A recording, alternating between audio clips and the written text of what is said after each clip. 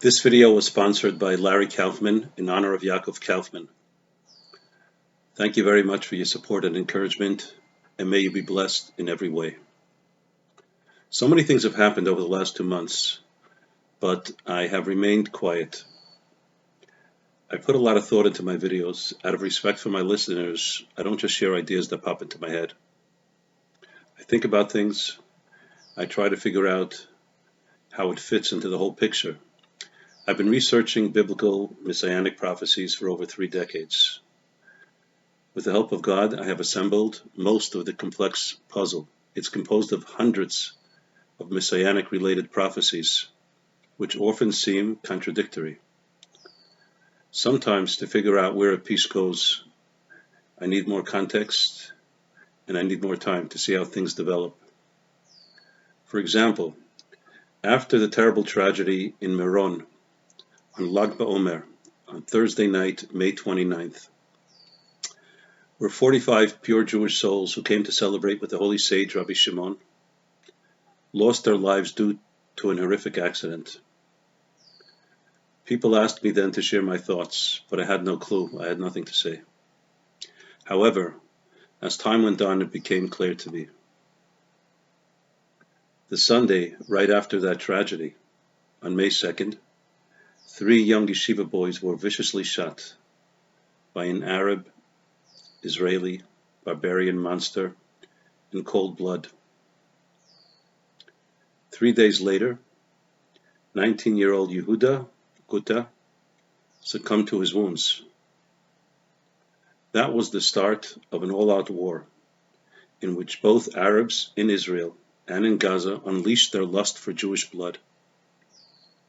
They were emboldened by the Biden administration's embrace of the fanatical, bloodthirsty jihadists controlling Iran, as well as Biden's embrace of Mahmoud Abbas, who controls 40% of Yehudah and Shomron, Judea and Samaria, who as well wants to see Israel wiped off the map, and says so often when he speaks in Arabic.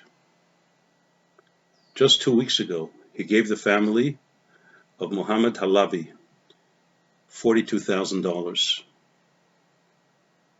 On October 3, 2015, Shalaby, 19 years old, attacked the Benita family near the Lion's Gate in Jerusalem's Old City, as they were on the way to the Western Wall to pray. Shalaby stabbed the father of the family, Aaron Benita, to death.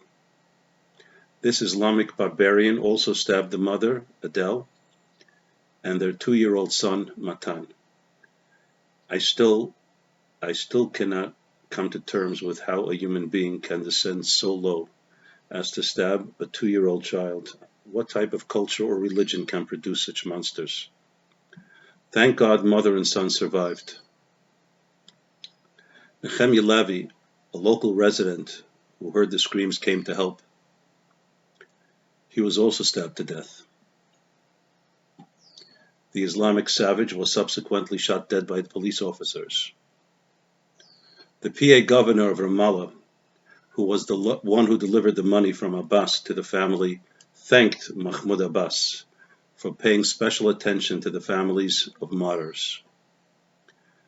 This $42,000 was just the final installment to cover the cost of their house that was demolished by the IDF, based on the silly notion that doing this deters these wild beasts.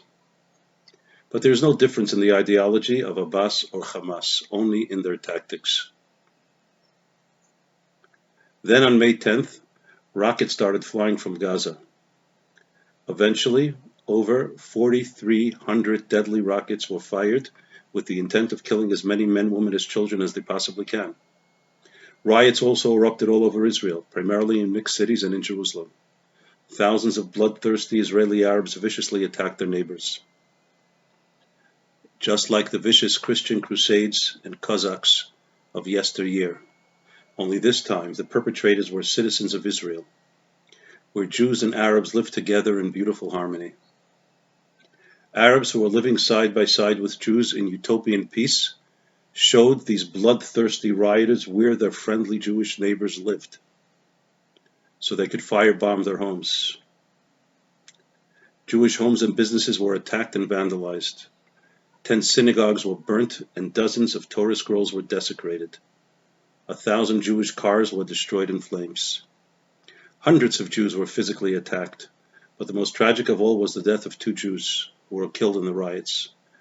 Avi Harevin, 84 years old, was the former chief of Israel's space program. He died last week from the critical wounds he suffered when the hotel he was staying at in Akko, a mixed city where Jews and Arabs lived together in peace and brotherhood, was set on fire by Arab rioters. The second Jewish sacrifice was 56-year-old Yigal Yehoshua. He was pelted to death with stones in Lud, another mixed city where utopia reigns. His wife donated his kidney to an Arab woman, Randa Awais, from Jerusalem. That's what Jews do. We give and we give. They tried to annihilate us in 1948, all the Arab states surrounding us, as well as the Arabs within the borders of Israel. They wanted every Jewish man, woman, and child thrown into the sea. 4,000 Jewish soldiers and 2,500 civilians were killed. Tens of thousands were disabled for life. But we forgave them immediately and gave them full rights to live in our land. They are in our Knesset, our Supreme Court, our universities, and our hospitals, everywhere.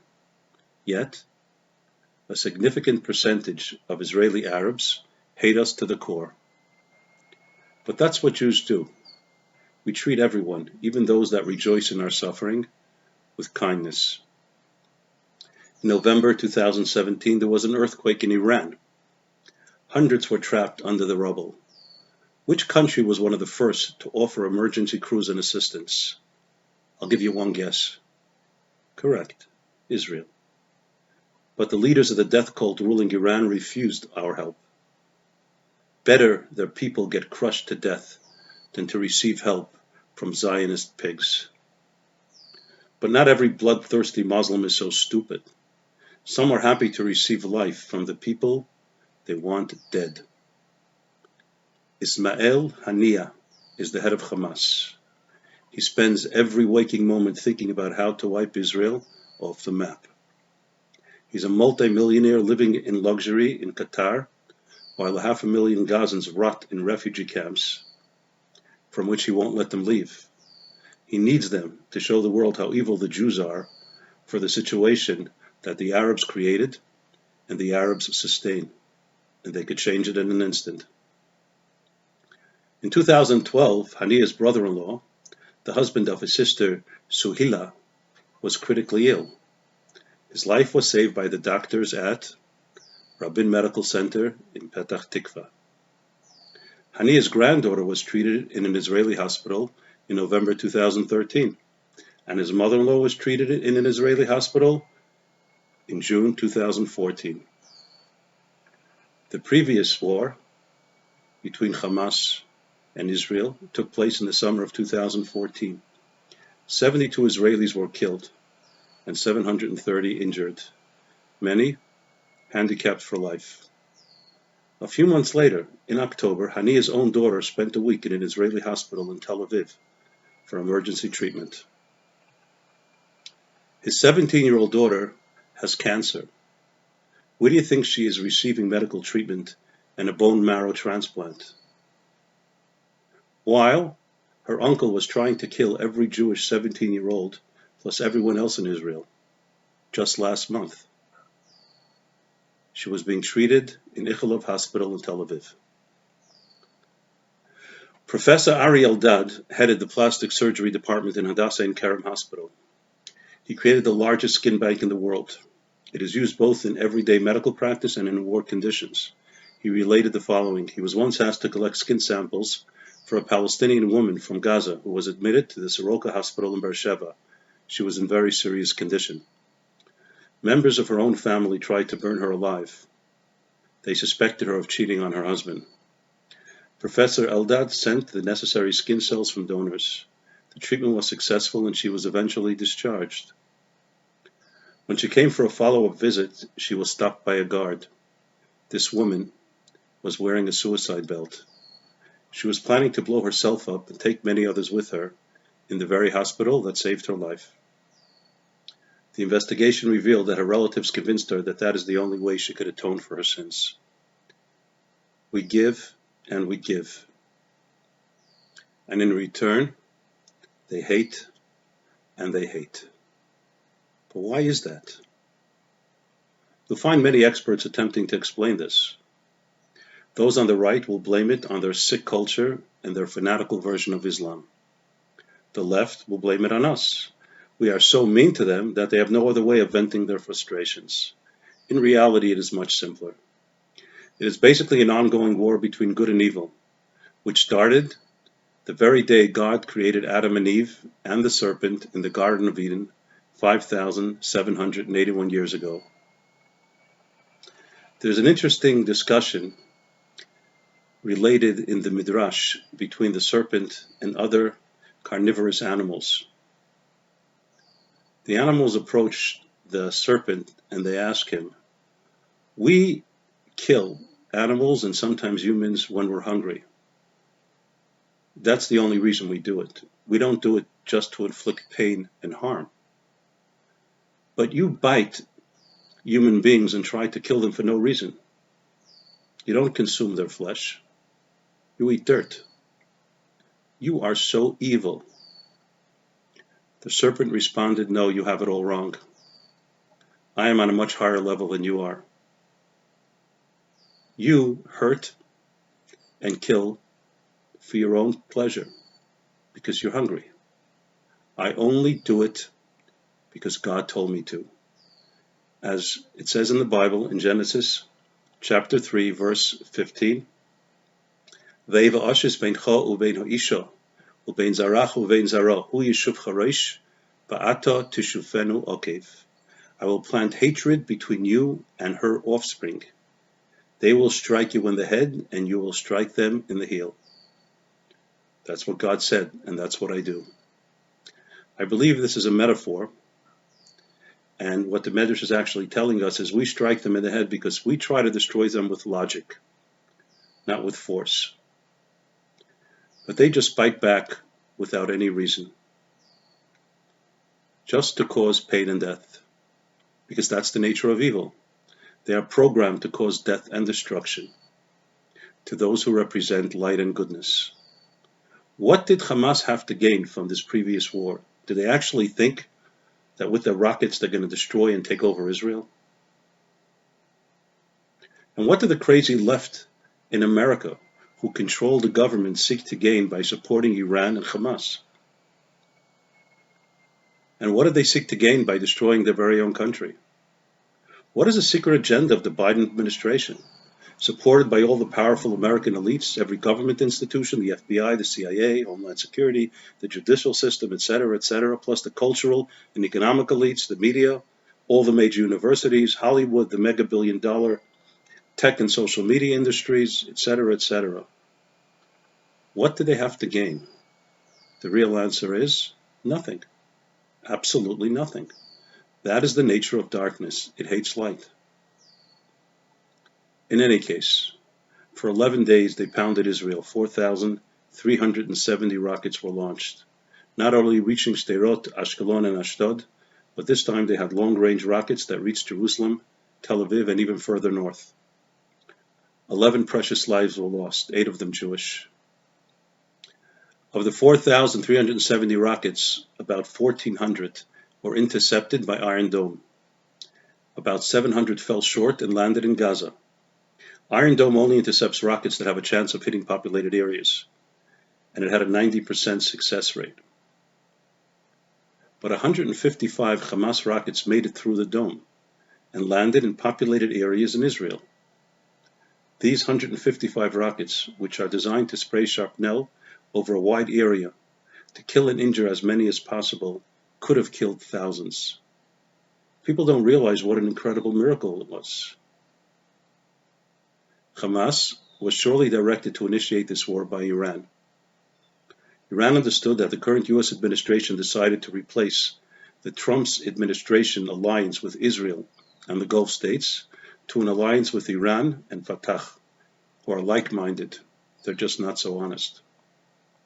They understood correctly that the Biden administration would pressure Israel for an early ceasefire before the IDF could inflict any long-term damage. So now would be a good time to launch this war. Now, imagine if Iran would have instructed Hezbollah to join the war for the same reason. Hamas had about 10,000 rockets. Now they have at least 5,000 left, and it probably won't even take them a year to replenish their inventory. But Hezbollah are estimated to have 20 times as much more sophisticated and much more accurate. The loss of 10 Jewish lives and another 5 precious human lives is a great tragedy. But compared to what could have happened, it was a miracle. Thousands of bloodthirsty Arabs attacking Jews all over Israel, scores could have been killed. In times of exile, God often hides his miracles within the garments of nature. But the very existence of the Iron Dome and its tremendous success, as well as the fact that thousands of rockets fell in Gaza or in the middle of nowhere, this was all the hand of God. Think for a second. Israel went through crazy precautions not to harm any Arab civilians in Gaza.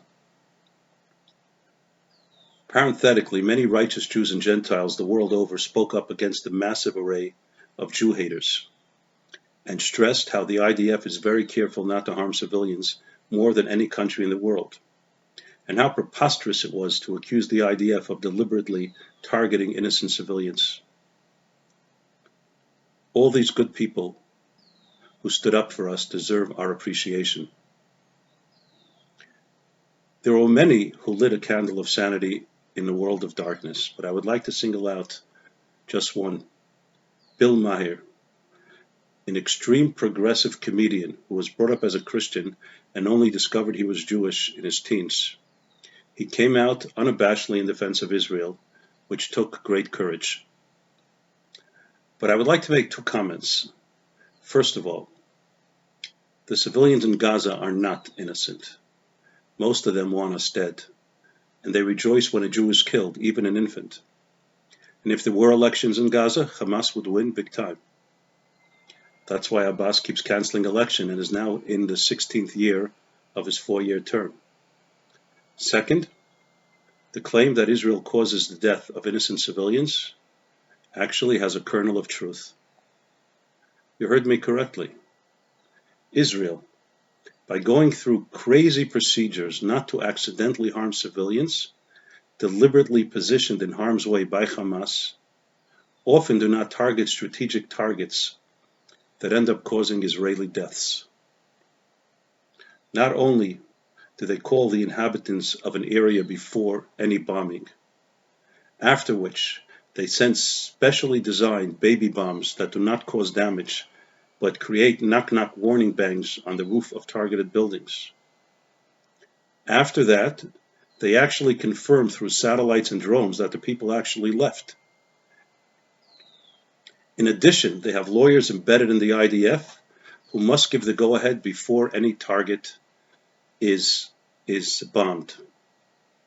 All these excessive precautions to protect non-innocent civilians and their children often cause the death of our own children. Netanyahu's capitulation to Biden to stop our defensive attacks before finishing off Hamas was a criminal weakness. He left them thousands of rockets and most of their infrastructure. He boasted that 200 terrorists were killed, but failed to mention that we left 30,000 alive. And even those 200 were replaced the next day. The war accomplished absolutely nothing in terms of deterrence. Billions of dollars are pouring in from everywhere, including the United States, to build up what was destroyed much better than it was before. Trucks are already on their way from Egypt with thousands of pipes to build new rockets and cement to repair their underground metro. Furthermore, the fact that Israel allowed Hamas to build up such a massive attack force under the very eyes of the Israeli government is criminal negligence of the highest order. And the fact that Israel did not condition the ceasefire on getting back the bodies of the 2 Jewish soldiers Hamas is holding since 2014 is inexcusable. But why are the Israelis so irresponsible? This is a topic for another whole discussion, God willing, in the next video. In any case, my point is, Israel did everything humanly possible to avoid civilian casualties. Still, dozens were killed. Hamas claimed that 120 civilians, including 67 children under 18, were killed, but they have zero credibility. The New York Times covered an entire front page with pictures of the alleged children who were killed, but some smart fact-checkers discovered that some of them were stock photos of random kids, and some were actually terrorists.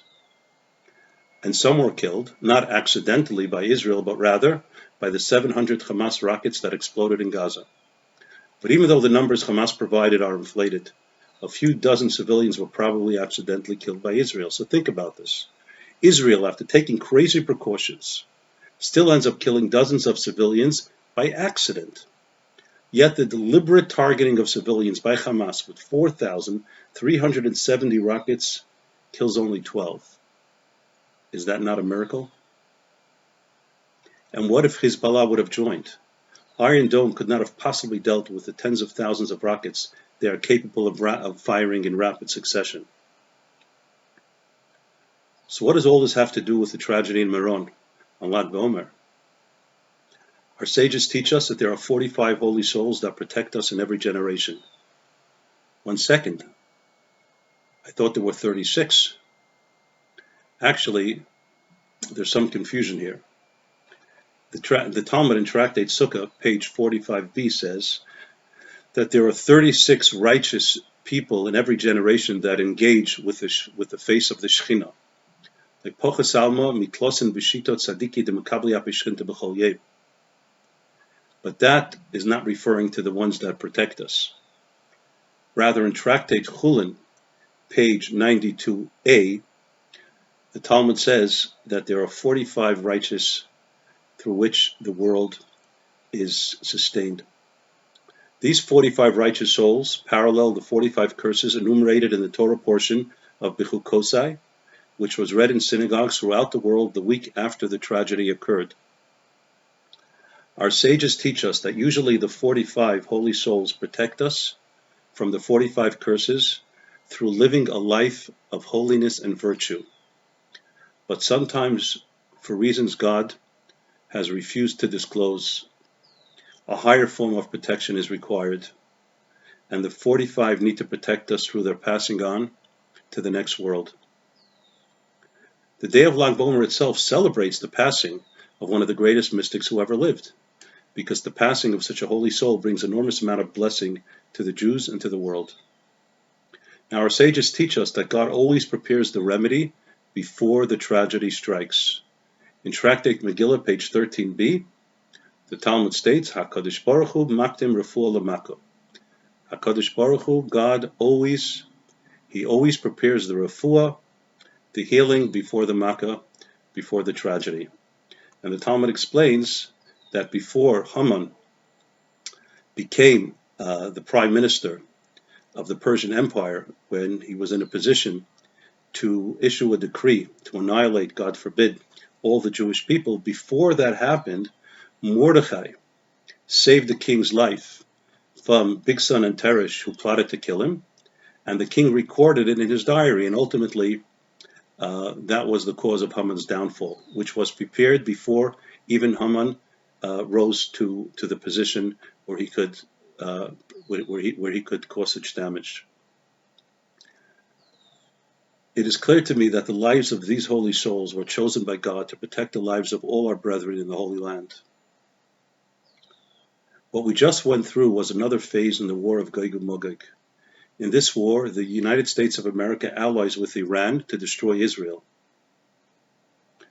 As I will explain and elaborate and share with you all my sources in a coming video very soon. It could have been devastating, but the 45 righteous souls of Meron protected us. I hope this revelation can bring at least some level of consolation to the families who lost loved ones. But the ultimate consolation is coming soon, together with the coming of Mashiach and the resurrection of the dead. Now, many questions still remain. What was the deeper reason behind the outbreak of this war at this particular time? Why did practically the whole world condemn us and blame us? And why were there so many vicious outbreaks of anti-Semitism all over the world, including the United States? Why has the Biden administration chosen to embrace the enemies of Israel who hate America as much as they hate Israel? What are they thinking to gain by embracing these barbaric monsters? And what is the deeper meaning behind the bizarre coalition that is currently governing Israel? With the help of God, I will share the answers with you in upcoming videos. If you want to sponsor a video, please check below in the description. Thank you, and until next time, may God be with you.